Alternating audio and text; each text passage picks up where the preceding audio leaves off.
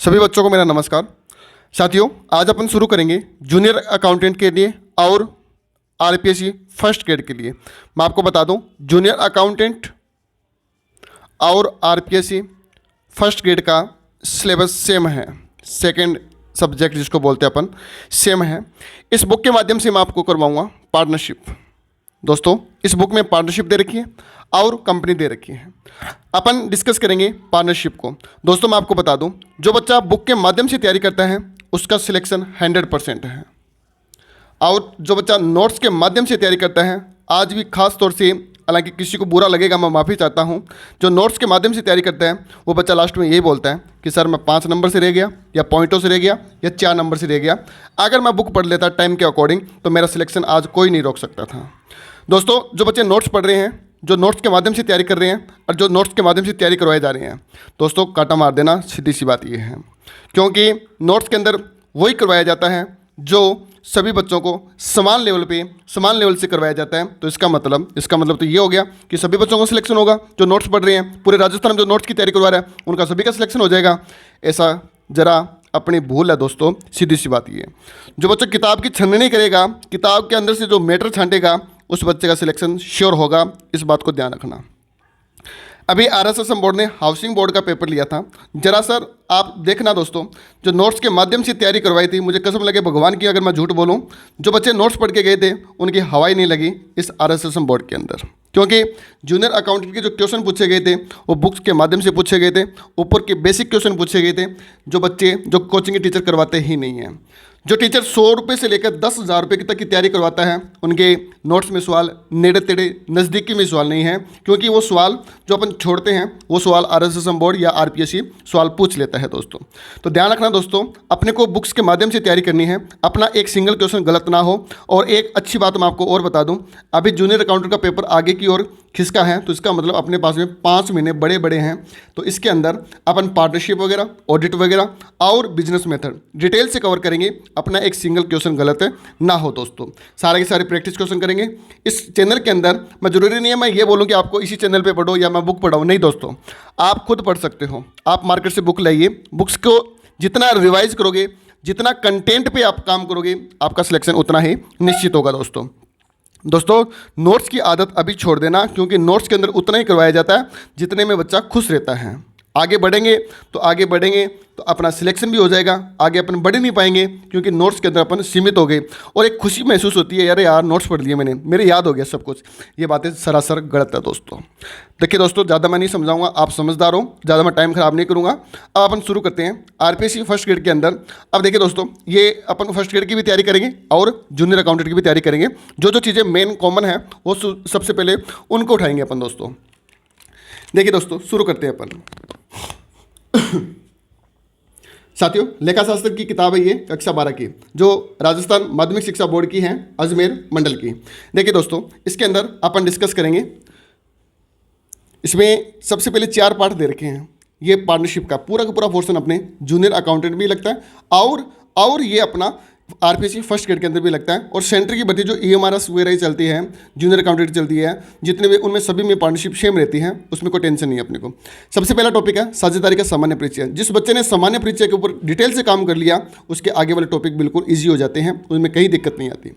अब देखिए दोस्तों, दूसरा एडमिशन ऑफ पार्टनर। जब नया साझेदार प्रवेश करता है तो उसमें उसके बाद में क्या क्या परिवर्तन होते हैं, किस किस प्रकार से उनमें चेंजेस होते हैं।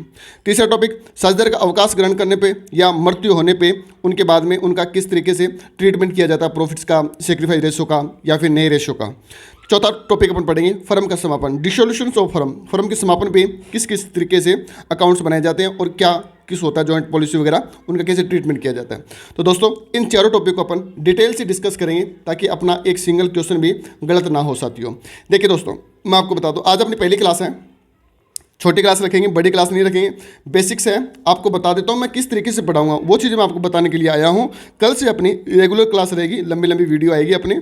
शॉर्ट रिवीजन, देखो बुक्स का मतलब होता है रिवीजन लगाना। जो चीज़ आपके नोट से छूटी गई है उनको आप ऐड ऑन कर लो, कोई दिक्कत नहीं है। और जो बच्चा बुक्स के माध्यम से नोट्स बनाना चाहता है तो अपन हमेशा याद तैयार रहेंगे। अगर आप बोलोगे सर 2-2 वीडियो डालो, हम 2-2 वीडियो डालेंगे, 3-3। अपने को मिलकर सिलेक्शन लेना दोस्तों। अपने को किसी की खीर नहीं खाई है कि अपन भी दबाव में काम करें, आज एक वीडियो कल आधा वीडियो, नहीं। रात को वीडियो बनेगा तो रात को बनेगा, 2 बजे रात को वीडियो बनाना है तो बनाना है, रात को 4 बजे वीडियो बनाना है तो बनाना है, तो इसमें टेंशन वाली बात नहीं है दोस्तों।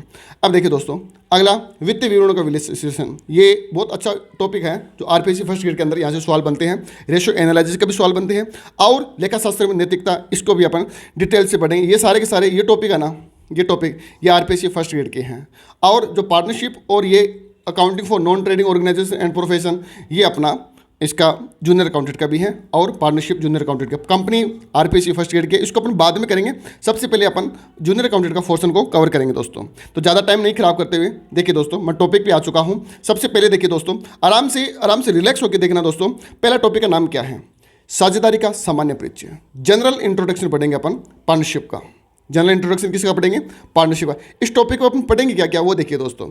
सबसे पहले अपन पढ़ेंगे दोस्तों, मैं आपको बताता हूँ, 1 सेकंड दोस्तों, थोड़ा सा मैं इसको, हाँ अब देखिए दोस्तों, इस अध्याय में अपन क्या क्या पढ़ेंगे? साझेदारी का अर्थ पढ़ेंगे, परिभाषा पढ़ेंगे, आवश्यकताएं पढ़ेंगे, साझेदारी का, 1 सेकंड दोस्तों, 1 सेकंड, फोन चार, हाँ देखिए, इसमें पढ़ेंगे अपन अर्थ पढ़ेंगे, परिभाषा पढ़ेंगे और आवश्यकताएं पढ़ेंगे, विशेषताएं पढ़ेंगे और प्रकार पढ़ेंगे। ये पांचों की पांचों चीज़ें अपन इस साझेदारी के अंदर देखेंगे दोस्तों। अगला पढ़ेंगे अपन पार्टनरशिप डीड, जो पेपर में एक सवाल यहाँ से फंसाई लेता है। पार्टनरशिप डीड के अंदर क्या क्या नियम दे रखे हैं और पार्टनरशिप डीड के अभाव में क्या क्या नियम होते हैं, वो भी अपन डिटेल से देखेंगे दोस्तों। अपने को कहीं भी कोई भी प्रकार का विचारणीय मुद्दा नहीं रहेगा कि खास मैं ऐसा कर लेता वैसा हो जाता, नहीं दोस्तों, स्टिक एकदम सिद्धांतिक बातें सीखेंगे सारी की सारी अपन। साझेदारी की पूंजी के खाते पढ़ेंगे, स्थिर पूंजी पढ़ेंगे, परिवर्तनशील पढ़ेंगे, अंतर पढ़ेंगे इनमें। साझेदारी के लाभों का विभाजन किस प्रकार से किया जाता है और लाभ हानि नियोजन खाता किस तरीके से बनाया जाता है, वो भी अपन देखेंगे दोस्तों। पूंजी, कैपिटल, ड्राइंग, इनकी स्थितियों में ब्याज लगने वाला क्या होता है, वो भी अपन देखेंगे। साझेदारी फर्म के बंद हुए खातों का समायोजन कैसे किया जाता है, वो भी अपन देखेंगे। न्यूनतम लाभ का आश्वासन किसने दिया है, किसने गारंटी दी है और कौन चुकाएगा, कम गारंटी, ज़्यादा गारंटी, वो इस टॉपिक पढ़ेंगे। सबसे इंपॉर्टेंट टॉपिक है दोस्तों। इस टॉपिक को पढ़ने के बाद में अपना लगभग मामला सेट हो जाता है पार्टनरशिप का। इसमें परिचय भी दे रखा है, थ्योरी भी दे रखी है, वो अपन शुरू करते हैं दोस्तों, ज़्यादा टाइम को ना गवाते हुए। देखिए दोस्तों, सबसे पहले यहाँ से मीनिंग बनता है साझेदारी का अर्थ और परिभाषा। आपको मैं बता दूं, साझेदारी बनने, ये अधिनियम साझेदारी का 1932 का था। किसका था? 1932 का अधिनियम था साझेदारी का। देखिए दोस्तों, साझेदारी का अधिनियम कौन सा था? 1932। लेकिन इससे पहले 1872 का अधिनियम में ये साझेदारी का नियम दे रखा था। 1 अक्टूबर 1932 को ये पूरे भारत में लगे थे, सिर्फ जम्मू कश्मीर को छोड़कर, और आज जम्मू कश्मीर में भी ये लागू है दोस्तों। ये यहाँ से सवाल जो निकल रहे हैं ना, इनको ध्यान रखना दोस्तों। 1 अक्टूबर 1932 को ये प्रावधान लागू है, पहले 1872 में ये नियम था। साझेदारी का अर्थ क्या होता है वो देखिए। सबसे इम्पोर्टेंट बात, 2 या 2 से अधिक व्यक्ति का होना बहुत ही जरूरी है। 2 या 2 से अधिक, एक व्यक्ति की साझेदारी नहीं होती, 2 या 2 से अधिक व्यक्ति किसी वैधानिक व्यापार को चलाने के लिए सहमत होते हैं। वैधानिक मतलब लीगल एक्टिविटी को चलाने के लिए सहमत होते हैं, व्यवसाय में पूंजी लगाते हैं उसको लेकर, और प्रबंधन की योग्यता का सामूहिक प्रयोग करते हैं तथा लाभों का आपस में बंटवारा करते हैं। इसको अपन साझेदारी बोलते हैं। साझेदारी परिभाषा क्या होती है? कितने व्यक्ति होंगे? 2 या 2 से अधिक व्यक्ति होंगे, स्वेच्छा से होंगे, वैधानिक व्यापार होगा और पूंजी लगाते हैं और सामूहिक प्रयोग करते हैं। किसका? प्रबंधकीय योग्यता का, और लाभों का विभाजन करते हैं। इसको अपन साझेदारी बोलते हैं। पॉइंट बना बना के लिखो, कोई दिक्कत नहीं है, बातों को समझिए। ये चीज़ें नोट्स में नहीं करवाई जाती। अगर नोट्स में करवाने लग गए ना तो 12 महीने तक तो नोट्स ही नहीं बनेंगे साथियों, देख लेना इस बात को। आगे आओ, एक व्यक्ति है सर फ्रेडरिक पलाक। सर फ्रेडरिक पलाक, इसने कहा है भारतीय साझेदारी अधिनियम धारा 4 के अनुसार, भारतीय साझेदारी अधिनियम धारा 4 के अनुसार बोला गया है कि साझेदारी में जो व्यक्ति शामिल होते हैं व्यक्तिगत रूप से, साझेदारी में जो व्यक्ति शामिल होते हैं व्यक्तिगत रूप से वो साझेदार कहलाते हैं। सामूहिक रूप से जो साझेदार में शामिल होते हैं वो क्या कहलाते हैं? फर्म कहलाते हैं। अगर नाम किसका आ गया? व्यक्तिगत का। किसका नाम आ गया दोस्तों? व्यक्तिगत का नाम आ चुका है। अगर व्यक्तिगत का नाम है तो साझेदार कहलाएगा, अगर सामूहिक रूप से नाम है तो फर्म कहलाएगा, और जिस नाम से व्यवसाय किया जाता है उस नाम को क्या कहते हैं? फर्म का नाम कहा जाता है। इस बात को भी आपको ध्यान रखना दोस्तों। बहुत सारे क्वेश्चंस निकलेंगे पार्टनरशिप के, और इतनी खुशी महसूस होगी कि यार इससे बात तो कुछ नहीं जाएगा, अपन इसी के माध्यम से तैयारी करेंगे साथियों। अब देखिए दोस्तों, आगे देखिए, मैंने यहाँ पे कितनी बातें बता दी, मैं फिर से बता दूँ आपको। देखिए दोस्तों, मैंने आपको बहुत सी बातें बताई हैं इसके अंदर। सबसे पहले मैंने आपको बताया 1 अक्टूबर 1932 1872 पहले था, अब अधिनियम 1932 है। ऐसे ऐसे टुकड़ों में याद करो। 2 या 2 से अधिक व्यक्ति होने चाहिए, वैधानिक व्यापार होना चाहिए, व्यापार को चलाने के लिए पूंजी चाहिए, प्रबंधकीय योग्यता सामूहिक रूप से होनी चाहिए, लाभों का बंटवारा होना चाहिए। सर फ्रेडरिक प्लाग ने यह बात कही है धारा 4 के अनुसार, साझेदारी में जो व्यक्तिगत रूप से शामिल होगा उसको साझेदार कहेंगे, सामूहिक रूप से जो फर्म में सामूहिक रूप से फर्म कहलाएगी। इस बात को भी आपको ध्यान रखना है। फर्म का नाम कहलाता है कब? जब साझेदारी का व्यवसाय किया जाता है, जिस नाम से किया जाता है। अब देखिए दोस्तों, साझेदारी की आवश्यकता क्यों पड़ी? क्यों आवश्यकता पड़ी साझेदारी की? साझेदारी की आवश्यकता इसलिए पड़ी, पहले क्या होता था कि अलग अलग व्यक्ति काम कर लेते थे, अकेला सब अपने अपने मोनोपोली के अनुसार काम करते थे। इसलिए साझेदारी का एक नियम निकला कि एकाकी व्यापार को खत्म करने के लिए। कौन से व्यापार को खत्म करने के लिए? एकाकी व्यापार को खत्म करने के लिए। एकाकी व्यापार, ये दीजिए, सोल प्रोप्राइटर्स, सोल ट्रेड, इसको अपन क्या बोलते हैं? देखिए दोस्तों, इसको अपन बोलते हैं सोल ट्रेड। कौन सा ट्रेड बोलते हैं? Soul trade. सोल ट्रेड को खत्म करने के लिए इसको साझेदारी को नया नियम लगाया गया। देखिए दोस्तों, साझेदारी की विशेषताएं क्या हैं? साझेदारी की विशेषता ये है कि 2 या 2 से अधिक व्यक्तियों का होना बहुत ही जरूरी है। कितने व्यक्तियों का होना जरूरी है? 2 या 2 से अधिक व्यक्तियों का होना बहुत जरूरी है। अब आगे देखिए, ये इंपोर्टेड चीज़ है, मैं इंपोर्टेड सारी चीज़ें बता दूंगा।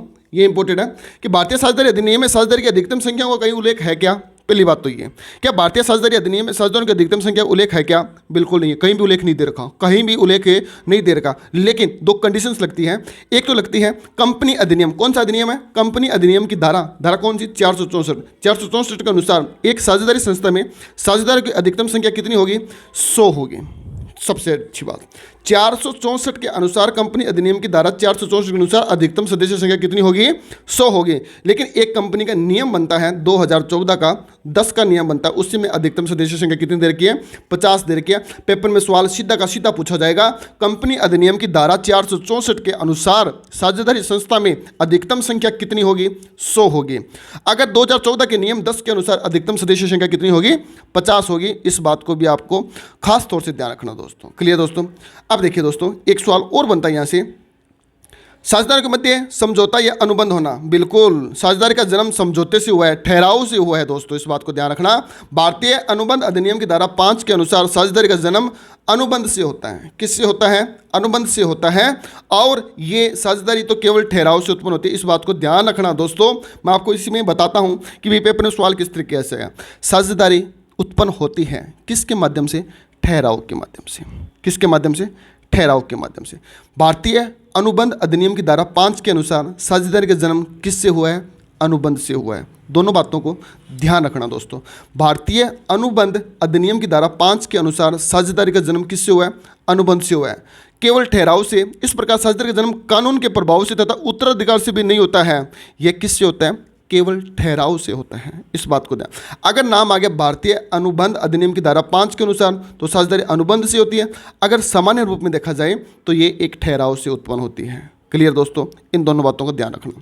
साझेदारी, ये देखो, किसी स्थिति के कारण नहीं, बिना ठहराव के साझेदारी का जन्म नहीं हो सकता। सीधी सी बात ये है, बिना ठहराव के साझेदारी का जन्म हो ही नहीं सकता।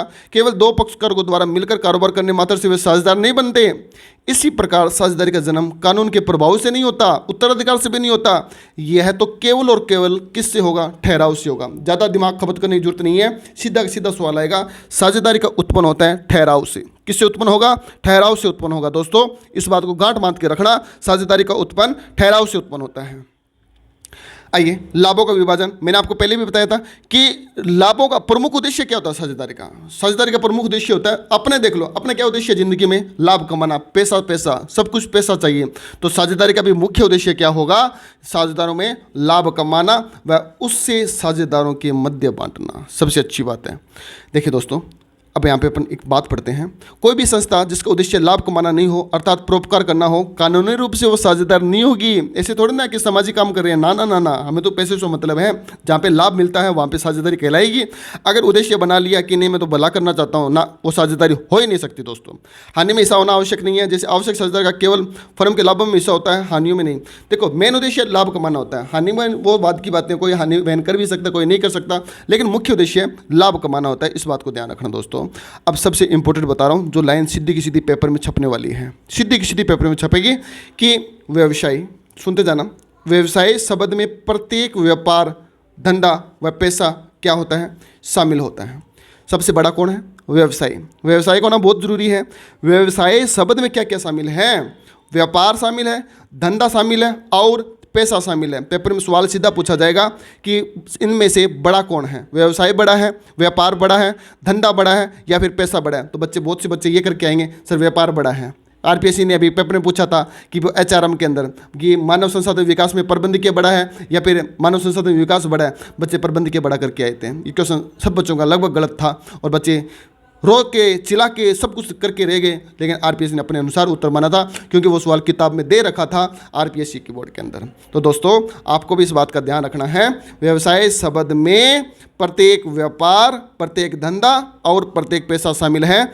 इसको याद ही कर लेना सबसे इंपॉर्टेंट है। अब मैं आपको ये बातें क्यों बता रहा हूँ, क्योंकि मैं खुद भुक्तभोगी हूँ दोस्तों। आरपीएससी फर्स्ट ग्रेड के अंदर मैं जो बच्चों को तैयारी करवा रहा हूँ, मैं खुद देखता हूँ कि बच्चे नोट्स पढ़ के जाते हैं और फिर रोते हैं, पॉइंटों से रह गए, 2 नंबर से रह गए, 3 नंबर से रह गए। ये सबसे बड़ी समस्या बनी हुई रहती है दोस्तों। किसी भी टीचर के बहकावे में मत आओ कि नोट्स पढ़ लो, मेरे नोट्स पढ़ लो, उसके नोट्स पढ़ लो, और लास्ट में रिजल्ट आता है हवा बनाते हैं, हमारे यहाँ से सिलेक्शन हो गया, हमारे यहाँ से सिलेक्शन हो गया। हे भगवान, सिलेक्शन उसी बच्चे का होता है जो बच्चा कंटेंट पे काम करता है, किताबों से नोट्स बनाता है, रात दिन एक अच्छे वे में तैयारी करता है, उन बच्चों को सिलेक्शन होता है। और क्रेडिट कौन ले जाते हैं? कोचिंग वाले ले जाते हैं। जो ये बच्चे किताबें पढ़ेंगे उन्हीं का बेनिफिट होगा दोस्तों। बाकी आप समझदार हो। व्यवसाय शब्द में व्यापार भी शामिल है, धंधा भी शामिल है और पैसा भी शामिल है। देखिए दोस्तों, मैंने यहाँ पे एक बहुत बड़ी बात भी बताई है। व्यवसाय शब्द में व्यापार, धंधा व पैसा, ट्रेड, वोकेशन और प्रोफेशन शामिल है। व्यवसाय में देखो, ये मैं क्यों बता रहा हूँ बार बार, ये मैं इसलिए बता रहा हूँ, मुझे पता है यहाँ से पेपर में सवाल छपेगा, यहाँ से पेपर में सवाल छपेगा। व्यवसाय शब्द में व्यापार, धंधा व पैसा तीनों के तीनों शामिल है दोस्तों। आगे आइए दोस्तों, अब देखिए अगला पॉइंट। आप चीज़ों को समझिए, फील कीजिए, चीज़ों को रटो मत। जो मैं चीज़ें बता रहा हूँ ना, वो एक व्यवहारिक तौर पे बता रहा हूँ। आप चीज़ों को समझने की कोशिश, आप डरो मत कि भी मैं आर्ट्स का हूँ, मैं कॉमर्स का हूँ, मैं कैसे जूनियर अकाउंटेंट को क्रैक करूँगा। साथियों, मैं आपके साथ खड़ा रहूँगा जूनियर अकाउंटेंट के एग्जाम तक। आपको हर चीज़ एक फ्री ऑफ कॉस्ट के अंदर मैं आपको तैयार करवाऊंगा दोस्तों। ऐसा नहीं है कि आपको किताबों के माध्यम से, नहीं, आपको ऑथेंटिक किताब है उसी पे अपन काम करेंगे। भले ही अपना 1 महीना फालतू लग जाए, क्वेश्चन गलत नहीं होने देंगे, ये अपनी गारंटी रहेगी दोस्तों। आज से मैं अपने सब मिलकर संकल्प लेते हैं कि हर दिन अपना एक वीडियो तैयार करेंगे दोस्तों। आप जितना मेरे को मोटिवेट करोगे उतना ही मुझे फ़ायदा रहेगा। आप कमेंट बॉक्स में बता देना क्लास कैसी लगी आपको, मैं उतना ही एनर्जेटिक के साथ में अगला वीडियो लेके आऊँगा। व्यवसाय का संचालन सभी के द्वारा या उन सभी की ओर से किसी एक के द्वारा किया जा सकता है। इस बात का मतलब ये है, जैसे मान लो 5 साझेदार हैं, 5 साझेदार में से 4 बोलते हैं कि यार इस एक को बना देते हैं मुख्य, ये संभालता रहेगा, बाकी रिस्पॉन्सिबिलिटी तो सभी की रहेगी, वो कोई दिक्कत नहीं है। या फिर सारे मिलकर काम कर लें, तो वो उन पे रहता है। या तो किसी एक को धंधा समझा दो पूरा, ताकि उसके अंडर में अपन काम करते रहेंगे, ये भी सारे मिलकर काम कर लो। इसका मतलब व्यवसाय का संचालन सभी के द्वारा भी किया जा सकता है, या फिर उन सभी की ओर से किसी एक व्यक्ति को निर्धारित कर सकते हैं, वो कोई दिक्कत नहीं है। अधिनियम कौन सा है दोस्तों? अधिनियम 1932 है। 1 अक्टूबर 1932 को लागू हुआ था। इस बात को ध्यान रखना। पहले कौन सा था? 1872 का अधिनियम था अनुबंध का। परतक अस्तित्व नहीं होता, सबसे इंपॉर्टेंट बात है। कंपनी एक्ट में तो परतक अस्तित्व होता है, मतलब कंपनी की एक अलग जवाबदेही होती है और उसके मेंबर की एक अलग जवाबदेही होती है। लेकिन इसमें क्या होता है? परतक अस्तित्व नहीं होता। अगर घाटा पड़ेगा तो सभी पे पड़ेगा, लाभ पड़ेगा तो सभी पे पड़ेगा, सामूहिक है तो सामूहिक पे पड़ेगा। इसलिए पार्टनरशिप एक परतक अस्तित्व नहीं है, सभी के ऊपर इसका असर डलता है। इस बात को ध्यान रखना, सबसे इंपॉर्टेंट बात है। ये पेपर में छपने वाला क्वेश्चन है कि साझेदारी है, सवाल बन गया, साझेदारी है, परतक अस्तित्व या परतक अस्तित्व नहीं, या दोनों। तो आपको ध्यान रखना है परतक अस्तित्व नहीं है दोस्तों, इस बात को खास तौर से ध्यान रखना। अब आइए दोस्तों, फटाफट अपन देखते हैं साझेदारी के प्रकार। पेपर में पूछा जाता है साझेदारी के प्रकार कितने होते हैं? साझेदारी के प्रकार 4 होते हैं। किस अनुसार होते हैं वो अपन देखते हैं। देखिए दोस्तों, साझेदारी के प्रकार सबसे पहले देखें अपन दायित्व के अनुसार साझेदारी। जो बच्चे इंग्लिश मीडियम के, मैं इंग्लिश के अनुसार भी बताता हूँ, वो कोई दिक्कत नहीं है। दायित्व मतलब लाइबिलिटी के अकॉर्डिंग। किसके अकॉर्डिंग? लाइबिलिटी के अकॉर्डिंग पार्टनरशिप के कितने प्रकार हैं। दूसरा, टाइम के अकॉर्डिंग, समय के अनुसार कितने टाइप हैं। तीसरा, उद्देश्य के अनुसार, ऑब्जेक्टिव के अनुसार इसके कितने टाइप हैं। तीसरा, वैलिडिटी के अनुसार या लीगलिटी के अनुसार इसके कितने टाइप हैं दोस्तों। देखिए दोस्तों, दायित्व के अनुसार इसके 2 टाइप हैं, सीमित दायित्व साझेदारी और असीमित दायित्व साझेदारी। इन दोनों को अपन अभी देखेंगे, सीमित दायित्व साझेदारी और असीमित दायित्व साझेदारी। समय के अनुसार कौन सी साझेदारी है? निश्चितकालीन साझेदारी और अनिश्चितकालीन साझेदारी, इसको भी अपन देखेंगे। उद्देश्य के अनुसार साझेदारी कौन सी है? ऐच्छिक साझेदारी और विशेष साझेदारी। वैधता के अनुसार कौन सी साझेदारी है? वैध साझेदारी और अवैध साझेदारी। चारों अपन डिटेल से डिस्कस करेंगे, लेकिन आज नहीं, कल डिस्कस करेंगे साथियों। ये वीडियो मैंने आपको शॉर्ट वीडियो बनाया है 20 मिनट का, ताकि मैं आपसे रिव्यू ले सकूँ कि भाई किस तरीके से अपने को पढ़ना है दोस्तों। ठीक है दोस्तों, आप मेरे को कमेंट बॉक्स में ज़रूर बताना क्या अपन एक सही वे में काम कर रहे हैं, येस या नो में बताना। आपको प्रॉपर क्लासेस चाहिए तो बताना, कोई और अल्ट्रेशन चाहिए तो भी मेरे को बताना साथियों। ठीक है साथियों, धन्यवाद। जय हिंद, जय भारत।